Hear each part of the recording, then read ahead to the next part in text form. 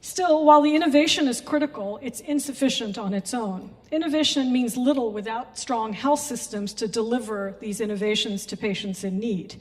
Getting the right health innovation to the right people at the right cost requires more robust health systems. And we know that this requires better coherence across sectors and stronger partnerships. Resources are part of the solution, but there are many complex questions that must be answered if we're going to make the best use of these resources, and we're going to ensure that people can access the most effective medicines, vaccines, and diagnostics. For example, how do countries decide which health technologies to roll out, how to price them? How do they govern the regulation, supply, and distribution of these health technologies? And how do they ensure that the health workforce has the capacities necessary to deliver these technologies to patients in need?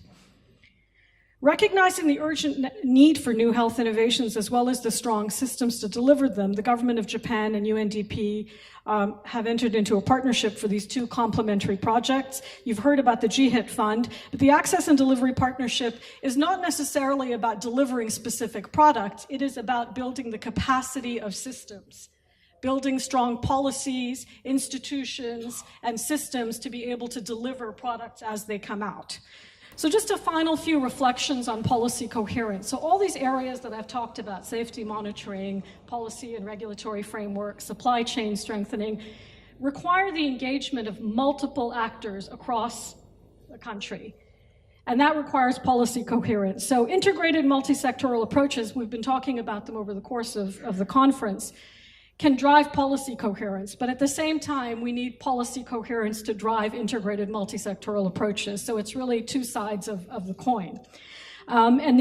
Just to say that the investment from the government of Japan in both GHIT and ADP is visionary because it focuses on addressing two sides of the coin, innovation and R&D and access and delivery. So it reflects, I think, very clearly that investment in both these aspects will be critical to driving the policy coherence we need for integrated multi-sectoral responses to strengthen systems, to strengthen innovation and access, and investment in integrated multi-sectoral approaches will help us to get to a point where we have policy coherence and we're more optimally using our scarce resources in health. So what I want to end with is I think ultimately the purpose of policy coherence and multi-sectoral responses is about building a shared vision and a shared understanding, to have some shared responsibility for some outcomes, to build responsibility, and to have some accountability for those shared outcomes. And I think it's been very challenging in the context of health, and becoming even more so now